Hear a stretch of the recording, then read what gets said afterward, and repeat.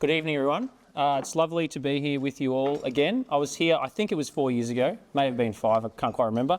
But it's great to be invited back to give this year's Foundations lecture.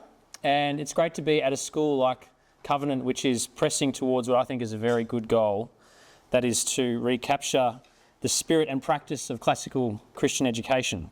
Now, tonight's talk isn't going to be focused solely on classical education, but as you'll see, I'm going to bring in classical approaches to education as part of what I'm going to say. I'm going to be focusing on the idea of character this evening.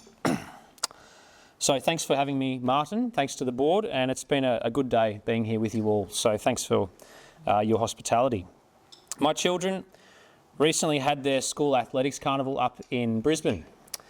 Now, we homeschool our children, and so we participate in Faith Distance Education's athletics carnival. So they're a Christian distance education school, and so we send our kids along to that. And so homeschoolers are able to participate, and along with all of the distance ed people. And honestly, you've never seen so many people movers in one place in your life. There are a lot of Kia carnivals at that athletics carnival. My son was running in his, so my 9-year-old son Judson was running in his 100 metre heats, and he came fourth. But the people who were giving places kept trying to give him the third place marker. And he said, no, that guy came third, I came fourth. And they kept trying to give it to him, and he kept refusing. And some of our friends who were there as well with their kids said, it's amazing, Judson just kept saying, no, give it to the other guy. Because he could have, so I guess the interesting thing about that is he could have taken the third place marker, but he said, no, I actually came fourth. And some of my friends thought this was really impressive and amazing to see this, that he would refuse to take a marker that would get himself a higher place in the race, and instead he chose to do the honest thing, to do the right thing. Now, why was this so striking to my friend? What is so important about this? He's running in a heat. It's not even the final. It's a question of whether he gets third or fourth. Who cares who gets third or fourth at the Faith Distance Education Athletics Carnival? It doesn't actually matter who came third or fourth. So my son could have taken the third place marker and it would have made no difference. So why does his honesty matter? Why was my friend struck by his choice? Now, before I go on, I want to qualify, I'm not boasting about my son. My son, since then, has made many silly decisions and very foolish decisions, as most 9-year-old boys, if not every 9-year-old boy, would have. He's a very normal 9-year-old boy. I can point to many, many times since then where he has made bad decisions. So the point isn't to boast about him. It's an illustration of the point I want to make, which is this. Why do actions like this matter? Why do displays of honesty and faithfulness and patience and courage impress us? Why do they give us warm, fuzzy feelings when we see them? And why are we repulsed by dishonesty and craftiness and deception and cruelty? The answer is that character matters. When someone acts, they are showing their character. Character can be displayed in small ways, like Judson refusing to take the third place marker when he really came fourth, or it can be displayed in big ways, like the soldier diving onto the live grenade to save his friends, like the man who lays down his life for his friends. I think that character is central to the educational enterprise. I think character formation ought to be a core aim of Christian schools. And I want to make the case tonight not only that character is one of the main aims of education, but that a liberal arts and classical education is the best way to form character in students. There's my beautiful title slide, but we can skip that one now. So I'm going to show you my the answers. This is not a mystery novel, so I'm going to give you the argument, and then I'll show you my working out. So this is what we're going to do. We're going to step through some basic questions, including what we mean by education, what we mean by Christian education, and how character formation fits into education.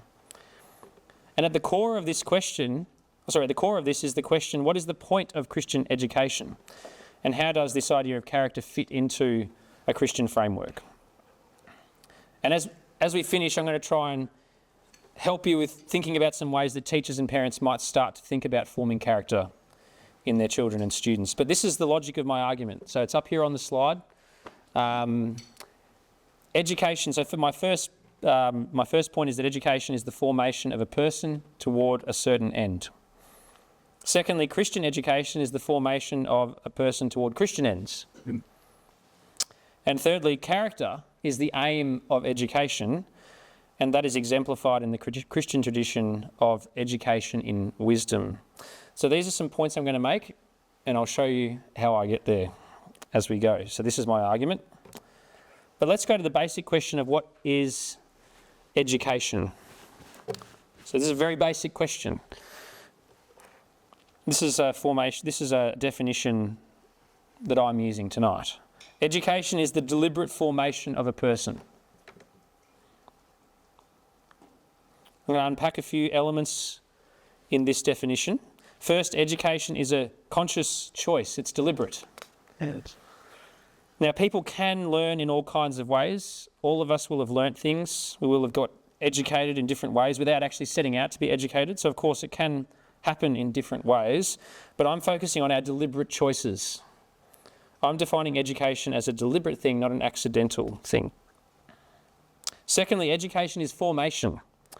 This assumes that each person, whether they're a child or an adult, whatever their age, this assumes that they are malleable and can grow and change.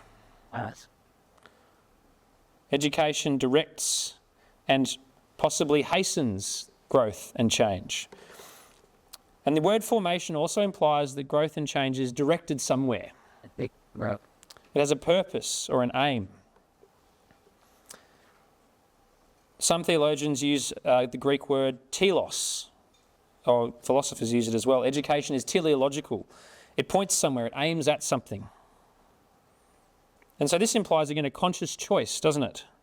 Things can have a telos and not be conscious of it, but education is a conscious choice, and we are choosing to direct ourselves or others towards something when we form them. Finally, we come to the subject of education. Who is the thing being educated? The person being educated is just that. They're a person. That implies they're sentient, they're capable of growing and changing, and in the Christian understanding of human persons, they are made in God's image. And that means that built into their very being is a connection to the divine. And it also means that there will be some interaction between the growth of that person and their relation to God. So this is the definition that I'm using tonight. Education is the deliberate formation of a person. Now, where does the word education come from? I'm actually going to circle back to this idea of paideia, which has been helpfully introduced by Martin. So we'll come to this in just a second. But the word education comes from the Latin word educere or educare, which these words mean to raise up, to bring up, to train and to teach. And these words are conceptually related to the Greek concept of paideia. Plato, the philosopher, uses the word paideia to describe what we call education. And the Bible uses the word paideia a number of times as well, so I'll just step you through some of these ideas. Plato uses the word paideia to speak about the process of a person being turned toward the true, the good, and the beautiful. Now, here is a crucial insight that I want you to remember. Education is not just downloading information. It isn't just growing in knowledge. according to Plato, passing an exam and getting the right answers is not evidence of being educated. So what is a paideia? What is education? Plato says that education is the power. Plato says that the power to learn is present in everyone's soul. So that's just part of being a person, is that there is a power to learn within us. I don't want to get too caught up on what Plato means by the word soul. He's a bit confused about that, but that's neither here nor there, because in some sense, the power to learn is present in everyone. It's part of our essence as human beings. And what happens when people learn? Plato puts it like this. He says, education is the craft concerned with putting sight into the soul.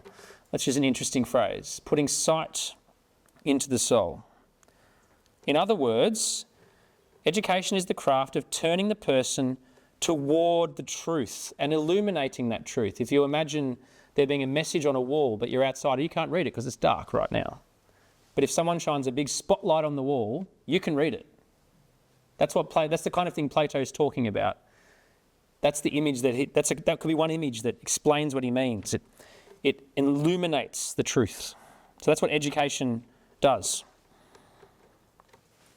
How is a person turned toward this truth, as Plato might put it? Well, we translate the word paideia into English in these ways: nurture, instruction, discipline, chastisement, and training. So paideia is not just changing one's disposition or even just changing our direction. It's actually a bit like athletics. Some of you might know some elite athletes. I know someone who's a very high-level hurdler, and she has to train most days of the week and go to the gym most days of the week. So she has to be very disciplined, and she has to work hard at hurdling. I'm not very good at hurdling because I don't work hard at my hurdling, but she does. That's what education is like. That's the picture that the word paideia conjures up. It's more like training to be an athlete than it is plugging something into ChatGPT or reading something on Wikipedia. It's more like training to be an athlete.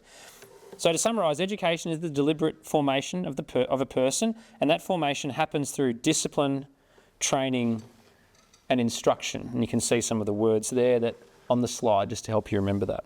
Now, what is Christian education? We've been talking about what education is. Let's think about Christian education. Is this Greek word a good one to use? Martin's already given away the answer to that question. It is, because the Bible uses it in very helpful ways. Let's have a look at some of the examples. Ephesians 6:4 says, "Fathers, do not provoke your children to anger," this has just been read out, "but bring them up in the discipline," or paideia, "and instruction of the Lord." Some translations say nurture and admonition instead of discipline and instruction. Okay. 2 Timothy 3:16 says, "All scripture is inspired by God and profitable for teaching, for reproof, for correction, and for paideia," for training in righteousness. The letter to the Hebrews uses the word numerous times in chapter 12, and each time it speaks of discipline. And it actually speaks about God disciplining his children, and it uses the word paideia. So paideia is something, I'll come to this in a second. So paideia is something carried out by parents in the Bible. It's carried out by God himself and by ministers in the church when they teach through the scriptures and discipline in their congregations through the scriptures. So that's how the Bible uses the word paideia. And this is very closely aligned with how we think about education in our own context. So what is education? Education, if we put all these ideas together, the deliberate formation of a person, we can add to this by way of the concept of paideia. Education is the deliberate formation of a person through nurture and discipline, and maybe we can say what education is about as well, and that's what we've got on the slide here. Education is the deliberate formation of a person by guiding them toward truth, goodness. Actually, this is a different version. I've got a better version on my page. Education is the deliberate formation of a person by guiding them towards truth, goodness, and beauty through nurture and discipline. That's a slightly summarised version. The deliberate formation of a person by guiding them toward truth, goodness and beauty through nurture and discipline. Because if we look at the way Christians have thought about what education is across history, it was only very recently that we moved away from this Greek concept of paideia. I was going to boo and hiss when you mentioned John Dewey before, but I refrained from doing that. But previously, Christians thought about education as formation toward the true, the good and the beautiful through nurture and discipline. And we can see this in early Christianity. It's been well established by historians. We can see it in the New Testament writings, as we just sampled, that they took the concept of paideia and they transformed it and turned it into a Christian concept to describe Christian formation. And that's been taken and it's been put into the Christian classical education framework. But this has been in the case for a long time. So Christians actually took the best of ancient pagan thought, literature and art, and they added the Hebraic tradition, and then they took Jesus in the New Testament to be the capstone of all of the wisdom of the ancient world. And they said, Jesus is actually the point of all of this. He's the capstone. He's the best part of everything that we have. And that's what we call classical Christian education. So with Jesus Christ came a complete paideia, a perfect education. It was a paideia not only that provided knowledge about truth, but formed the student in godliness and more broadly in wisdom, the wisdom of Jesus Christ, and the practical wisdom that you see in the Proverbs and in other parts of the Bible. Okay, is this enough though? Is that all that education is? Is this all education is? And I want to say yes. I think education is the deliberate formation of a person by guiding them toward truth, goodness and beauty, and ultimately to Jesus. But I don't think this makes complete sense of what the Bible says about education. In particular, I think this downplays one of the main aims of education. So while I want to affirm the aims of classical education and that I want to affirm that they should be the aims of Christian education, I want to go further than that because there's more to Christian education than simply helping someone know what's true and good and beautiful. We want to form persons, don't we? Whole persons. Truth, goodness and beauty are things people can attain to. They're not just abstract concepts. But here's an interesting question. What kind of person attains to truth, goodness and beauty? What kind of person wants to grasp those things? The aim of education is, in my view, not knowledge or aesthetic sensitivity or good manners or good taste, as good as those things are. The aim of education I want to put to you tonight is character. We want to see students of good character. We want to train, to disciple, to form good people. We want our students to choose to do the right thing, to be honest, to be courageous, to be gracious and forgiving. We want them to choose the true, the good, and the beautiful. We want them to choose that, ultimately, for themselves. So what does it take to form people like that? It takes training in character. And that, in my view, is the highest aim of education. Now, if I was to refine this further, and I can because I'm the speaker tonight, I would say that the aim of Christian education is training in wisdom. Because the wise person will choose the good and the true and the beautiful. The wise person will choose to be gracious and forgiving. The wise person will choose courage. The wise person will choose the right thing. The wise person is the ultimate product of a Christian education. That is, in my view, what we want when we think about the aim of Christian education. But let's come back to this idea of character. What is character? The Greek philosopher Aristotle talks about character as foundational to who the person is. There's a big research centre in Birmingham in the UK called the Jubilee Centre for Character and Virtue, and they define character like this: a set of personal traits or dispositions that produce specific moral emotions, inform motivation and guide conduct. That's a fairly wordy definition. Here it is. A set of personal traits or dispositions that produce specific moral emotions, inform motivation and guide conduct. That was written by academics, as you can tell. In other words, This book. how someone is in themselves is foundational to their motivations and morals and actions. Those things all flow out of who people are.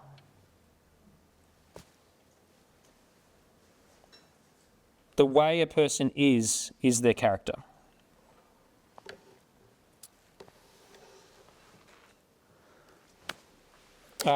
Charlotte Mason, the educationalist and philosopher, had lots to say about character and was adamant that character was the aim of education.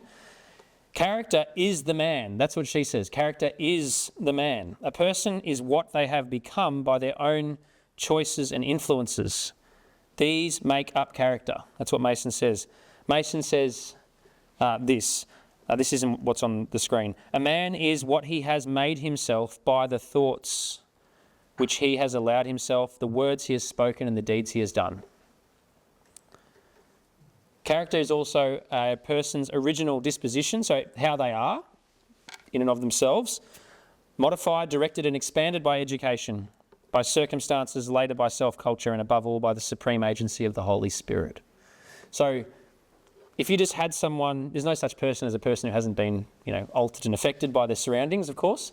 But what she's saying is people do have original dispositions, just part of their family upbringing and so on. And then you can take that person and modify them and direct them and expand them by education. And then circumstances have an impact on that.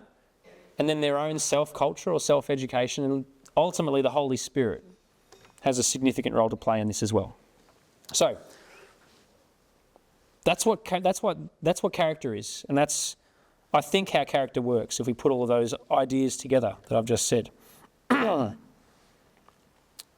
Now, one question for people who might be interested in classical education is how the virtues fit into this picture. I haven't mentioned the virtues yet. The virtues, quite simply, are aspects of character. They are the parts of the person's character that make them who they are. But here's an important distinction. Everyone has a character, but not everyone is virtuous. Your character is whatever you are. And what you are can be made up by virtuous characteristics or by vicious characteristics. They're the two ends of that spectrum, virtue and vice. That's where you get the word vicious from. Good.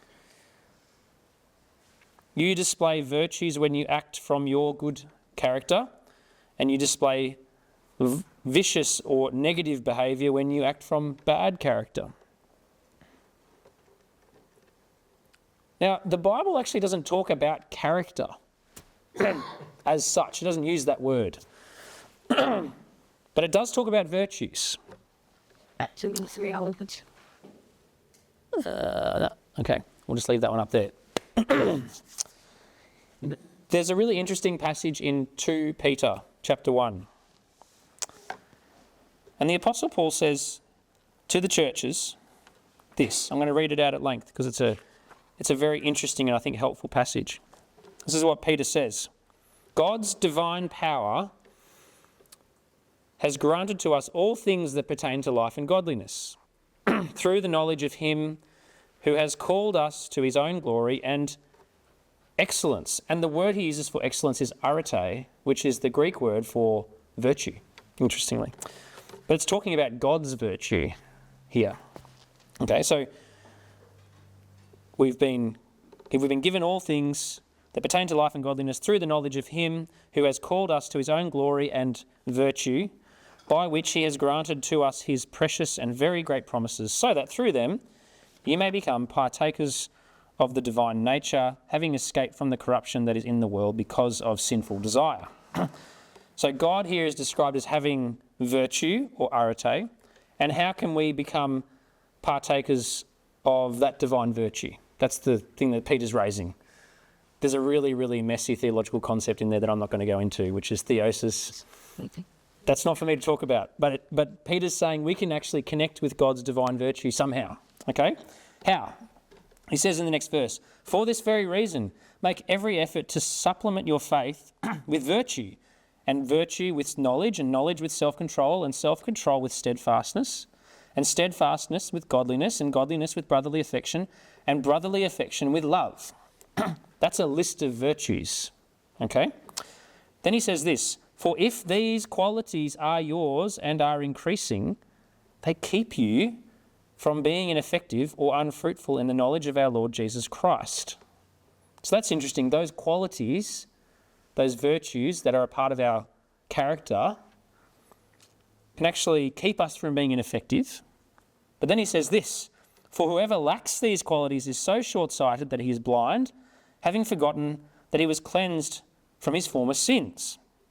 Therefore, brothers," he says, "be all the more diligent to make your calling and election sure.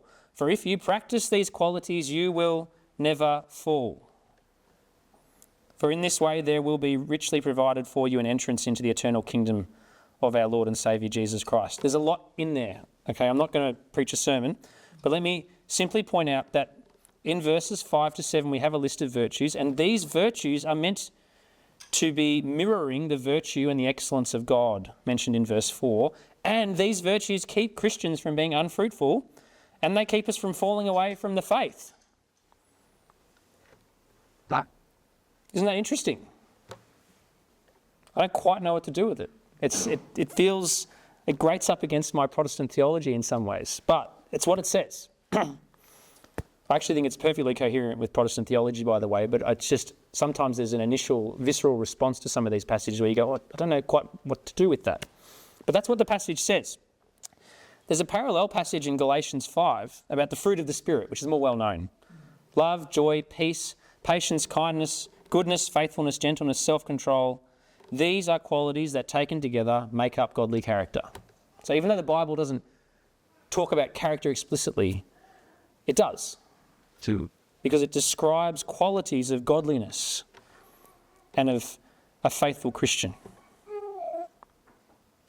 Now, James Arthur, who's a Roman Catholic scholar at the Jubilee Centre in Birmingham, says this in his book, A Christian Education in the Virtues. He says, "Christian education is an intentional process of building character through nurturing those virtues that assist us in our ultimate end, friendship with God." I really like that, and I think that actually links really well with the passage in 2 Peter. These virtues spur us on, not only to good character, but to fellowship with the Creator and Redeemer of the universe. So virtues aren't just making people good, but they actually help us in our relationship and fellowship with God. Now, let me address one objection that I have actually been wrestling with myself. And that is that virtue and character development sound a lot like works righteousness. I've genuinely been having trouble with this, but I think I've resolved it in my own head. I'll see if I can help you resolve it if you have that objection. Because of course, if you're a Protestant like me, and I'm a Reformed, I'm a Presbyterian, so I'm a really crusty Protestant. If you want to focus on Jesus, and it feels like we end up focusing on something else rather than on Jesus if we focus on character. That's how it can look. We might be distracting people from the main thing if we focus on character formation. We're saved by faith, not by works, after all.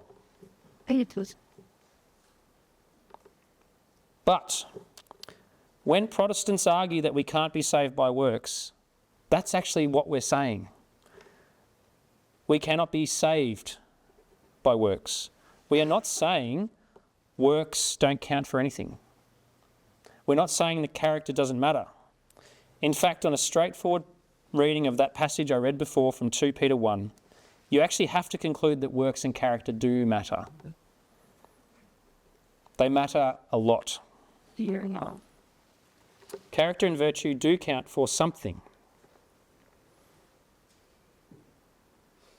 even in a Protestant Christian framework. The Apostle Peter is not arguing that virtue and character save people, and neither am I.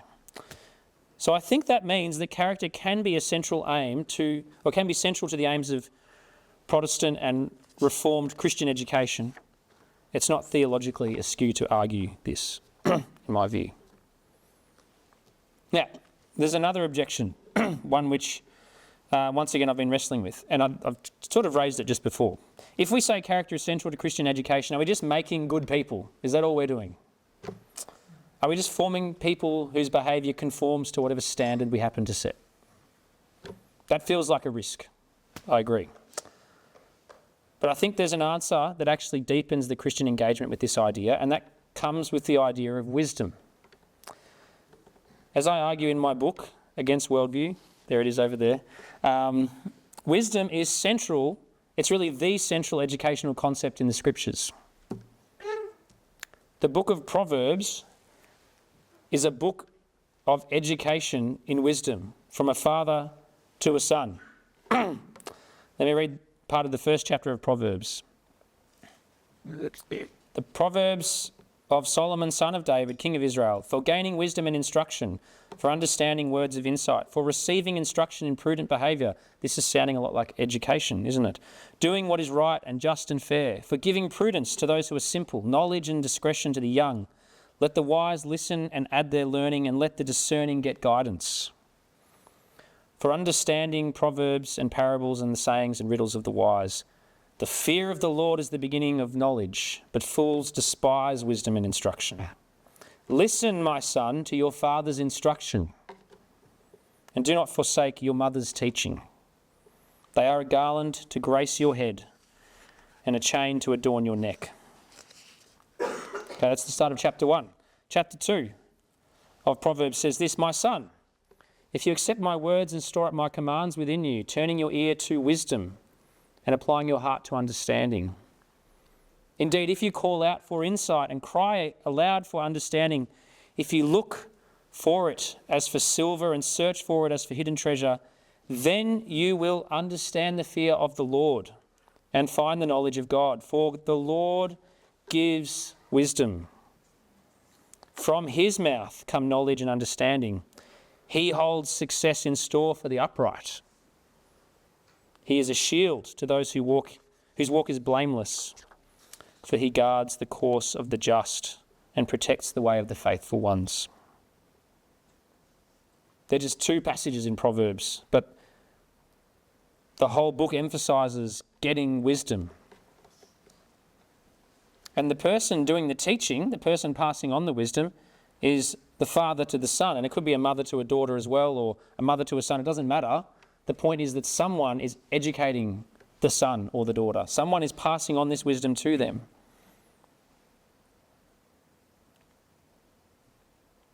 Education is the process of growing in wisdom.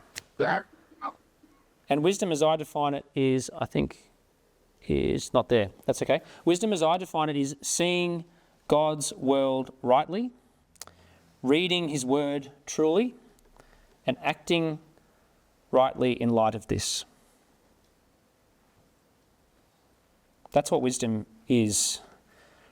This wisdom is the main point of Christian education, especially a Christian liberal arts education. It is wisdom that underlies the desire for and ability to choose the true, the good, and the beautiful. It is wisdom that flows out when a person chooses to act honestly, to show courage, and to deal well with adversity. Wisdom is the foundation of character. Now, to be clear, I am foregrounding wisdom as the main thing in Christian education because I think that this is what the Bible calls us to do. But I'm also reasoning from this that wisdom undergirds the main aim of education, which is the formation of character, which in turn leads to the cultivation of love for the true, the good, and the beautiful. Ultimately, wisdom leads one to God, and fearing God is the beginning of wisdom. Right, in conclusion, I want to try and cash this out in practical terms. How can you focus on wisdom as the capstone of education and the formation of character as the aim of the education process? I'll give you a few practical, just a few. These are just a few practical ideas. Read good literature to children, to give children something to aspire to and emulate. Now, reading literature, especially great novels and great poetry, and reading fables and fairy tales and historical biographies, illustrates virtues and vices. You can read about someone really terrible, and the children will know that they're terrible, and hopefully, most likely, they won't want to emulate that person. If they do, you have a real problem. But that's a separate problem too. That's a separate issue that you're dealing with there. Usually, children will say, "Ooh, that's a bit awkward. I don't want to be like that." Children know what a vicious person looks like, and they know what a virtuous person looks like as well.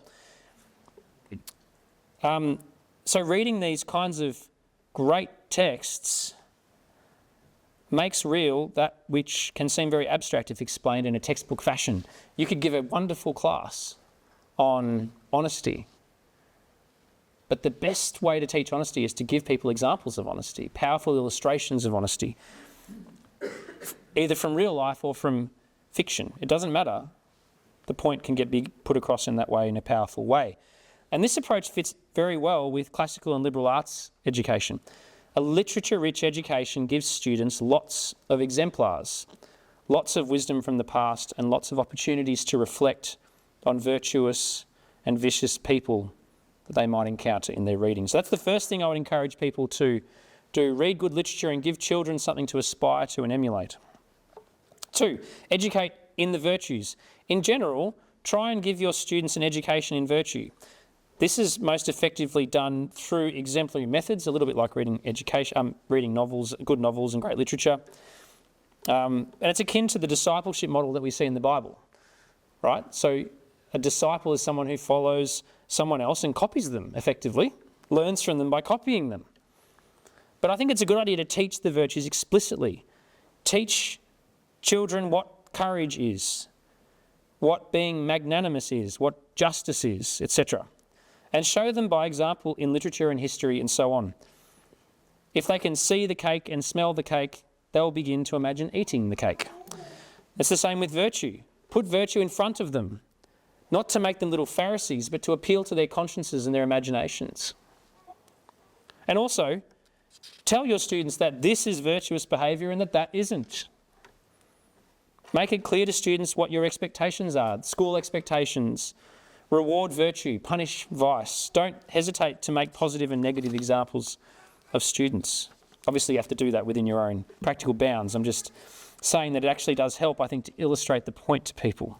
And reward virtue. 3rd, create real habits through culture. For classroom teachers, even small things in classrooms can make a big difference. Set high behavioural standards, to be sure, but consider doing it in very small, selective things. Choose something your students can work on. It might be conformity to the uniform policy. It could be a really small thing like socks, sock length, or I don't know. But you might be surprised how effective that kind of thing can be. It might be lining up properly before going into the classroom, or waiting for teachers in a respectful way, or everyone listening carefully to whoever is speaking at that time in the class, whatever it might be. And discipline doesn't have to be detention or punishment. It can just be habits. Form habits in your students through culture in the classroom, culture in the schoolyard, culture in the home. Think about ways to instill habits that will shape character and direct students to act virtuously, even if they don't want to. They won't even realise they're doing it after a little while. Charlotte Mason talks about ruts. So she talks about carving ruts for children to just run along in. They don't even have to think about where they're running because they're in the rut, right? There's nowhere else for them to go. And so they're behaving well, they're behaving, with virtue because you've given them a habit. I think there are ways that we can all do that with our students and our children. So there are 3 practical ways you can do it. There are many more, but there's a few for you. So, my son Judson showed good character at athletics the other day. It made an impact on others even when he didn't even realise it. He didn't know anyone was watching. Imagine if your school doubled down on character formation. Imagine the impact that might have.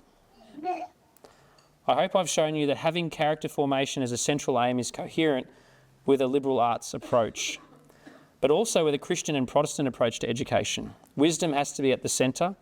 You want children to have good character so they will choose the true, the good and the beautiful. It's our job as educators to do what we can to form the characters of those in our care. Character is the person. It's the main thing. Thanks for your attention.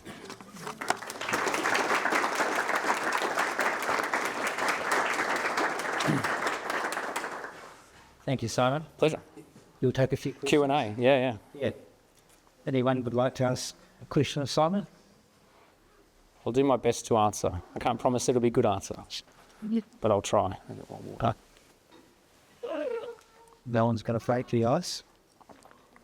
Tim. Just a comment on your top statement there about reading good literature. You give children something to aspire to. One of the things I've noticed in literature for children is that, and going to the teens, is that there's now not a clear distinction between good and evil. There's a grey zone there, which is actually confusing to students and children. So Yep. I'm not sure how long it's been around for, but we start reading to the children and grandchildren. You're quite right. It's interesting. I'm reading the Chronicles of Narnia to our kids at the moment, and there are characters in the Chronicles of Narnia who have very grey moments or who are on a journey or whatever it might be, and that's okay. But you also know Lewis doesn't make a secret of who the good guys are and the bad guys are. Lord of the Rings is an interesting example where you really do have, that's more of an adult book, but you do have characters like Gollum that are really complex and have good qualities and bad qualities. So it's not, I know exactly what you're talking about, and I think literature should be morally complex and challenging, but I think you're quite right that children's books these days don't have a moral message, or if they have one, it's ambiguous and even amoral. Yeah, that's a really interesting point. Yep, I agree.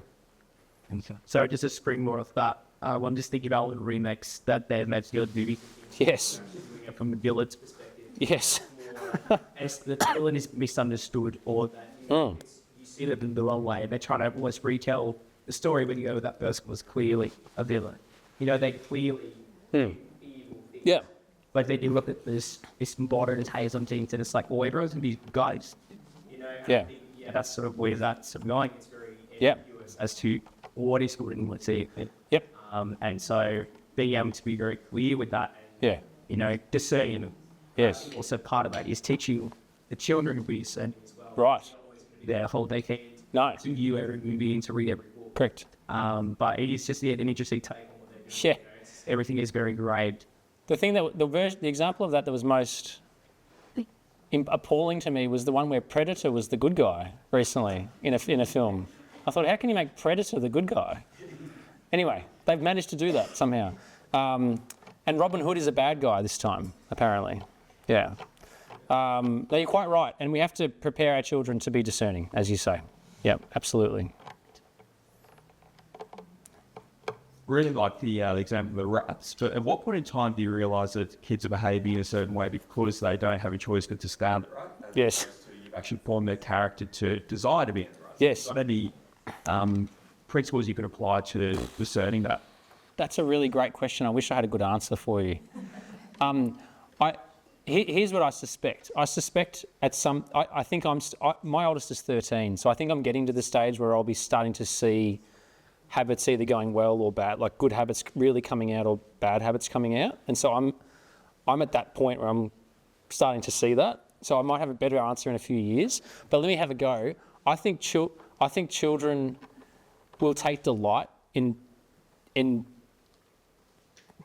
carrying out good habits and doing the right thing if they've been trained well, and I think that they'll delight in doing the wrong thing if they haven't. So I think there might be a sort of joy in doing the right thing, or a satisfaction or a contentment, and maybe that's how to tell. But I see that in my oldest daughter, I think that she just likes doing the right thing, and it's not because we've, been really hard on her. I think that she just realises actually that's really good, works well. But it'll be interesting to see how things go. I mean, you might have a different view. I'm still working this out. No, I think Joy's a great thing, and I just repose with minutes when a 4-year-old goes, when I grow up, I'm going to keep doing a good thing, and then give other. That's so good. Yeah. But why exactly? Yeah. And I think maybe that there must be a point where it crosses over into being something that gives them satisfaction somehow. Yeah. Great question though. Yeah. Just asking for a little praising your Paul. Yes. His character, is that your emphasis, and you're arguing that character has been under-emphasising previous ways of seeing in Christian education projects? Okay, so in this book I don't cover character. I cover more philosophy of education in terms of how we think about Christian education at a high level. So the book's actually called Against Worldview, which sounds really alarming to people in our school movement. So don't worry, hopefully it's a helpful book. I'm not actually against worldview, strictly speaking. It's a provocative, the publisher chose the title. No, I don't deal with character in the book, but I am moving to, as you hear in my talk tonight, I am moving toward a position where I think a lot of people do already emphasise character. So I'm not saying that's a new idea, but I wonder whether we can formulate it even better in Christian schools than other people can, because we actually have a robust framework for this that I've tried to unpack. So I think we can paint a really positive and rich vision for this character education that everyone else likes to talk about. Yeah. I'm going to be working on that, hopefully. Yeah. So TBC. Yeah. Yeah. Simon, if Jesus is the very epitome of politeia, how does that affect the teacher in the base? Oh, yeah, that's a really great point. So I think that the teacher needs to be godly themselves. Now, not all teachers are godly. Of course, all of you are. But It's left on. But I think the teacher needs to be godly and Christ-like as much as possible, because they are, just like as a father, I am representing God to my children. A teacher does represent, to a certain extent, Christ to their students. And I mean, honestly, the hypocritical teachers that I had in my Christian school were a very bad witness to the faith growing up. But I had really good examples as well. So the good examples of they actually had a huge impact on me growing up as a Christian. So I think that's they have to be godly. Yeah. I think someone right at the back. Yep. You can kind of provide a list of the virtues. I think if you go back and you give out Lord of the Rings, versus giving out Jane Austen, versus going back to Scripture, you would get different lists of the things that are the most important virtues. Yes. In each of those. Is it just a fixed list? Do you think or do we need to think about which virtues are needed, and how do you figure out which virtues are needed in Canberra versus London? Yeah. I don't think there's a fixed list, but that doesn't mean there's moral relativism. I think that virtue is virtue, and that works itself out in various different ways. I think the Bible, I really like the fruits of the Spirit and the passage in 2 Peter as a starting point. I'm very happy with that. I think that Aristotle is very helpful on this. Thomas Aquinas is very helpful on this. But I think the Bible is the best sort of point to anchor ourselves in this question. But there are lots of really rich explorations in philosophical literature and theological literature that deal with this. I don't think there's a fixed list. So I'm kind of leaving that open for everyone else to work out. And actually there are lots of different lists with different lengths and different things in them. Some of them might be dumb, but most of the time people are trying to get at the essence of what virtue really is and how to live the good life. That's usually the aim of it. So no, I don't have a set list for you because I don't think there is one. But yeah, I think we should seek it out. The Bible's a great place to start. I don't know, you choose. You're there. I'm not an educator. My name's Evan. I'm not an educator. Never been an educator other than a Sunday school teacher. But Be what happy. I'm hearing you say Yeah. is what Jesus told his disciples in Matthew 28. Go and make disciples of all nations. And that's what I understand a person of virtue to be. Disciple of Jesus. Yep. Yeah, I think that's true. I also think people can be, I think it's still good for people just to be good. I'm glad when non-Christians are good people. Do you know what I mean? Like, I'm thankful for that. It's not the main thing, but it is still a good thing. So I think I agree with you, but I also think it's still good for people to be good, aside from being disciple makers. Yeah, that's the qualification I would make to what you said. I understand what you're saying. Yeah. Yeah, Cliff, that the school is the handmaiden of the church, which is what I understand it to be. Yes. And therefore the handmaiden of the parenting trainment being the way, Yes. the fear of the Lord, Yes. admonition of the Lord, then I'm thinking what we're doing is equipping students Yes. to be faithful Christians, Yes. able to give an answer for the faith that they have in. Yeah. And you talked about the fear of the Lord being the beginning of wisdom. That's right. We can't get wisdom without the fear of the Lord. We can't get the fullness of wisdom. That's for sure. Yep. No, I think we agree. Yeah. Like one more quick, Richard was, I think you might have asked if you've ever insist. Jesus is the epitome of virtue. Yeah. And surely we want our students to be responding in virtue to the person of Jesus. Yes. Absolutely. Absolutely. And then line from that is, if you like, a response. Yeah. So part that's another question. You talked about the example of the teachers, but what about the explicit Yep. instruction of the gospel or the claims of Yeah. Yeah. No, I wouldn't at all advocate for schools to not be doing that, advocating for the gospel, giving people Jesus. I think that schools do have a different role to churches. I think that Jesus gave his Great Commission to the church, and one of the ways that the church works that out, especially making disciples, is through schools, absolutely. But I think if people come to a Christian school looking for a good education, we should try and give them that, and we try and give them Jesus as well as part of that. So I think it's still good for people to get a good education. In and of itself, that's a good thing. And we can help them be a good, virtuous person, but it's not enough to have that. We know that, and that's why Christian schools also have the beauty of the gospel to give people as well as part of that. So again, I don't think we disagree. I think it's not even a question of emphasis. I think all of this is all part of what we have to do. I'm just thinking that, I don't think churches are character formation factories. I think schools are more like that. I think it's, I'm trying to think about, through the lens of my ecclesiology, I'm trying to think this through. Anyway, I'm sort of thinking out loud with you, so I hope that's all right. It's a really good question.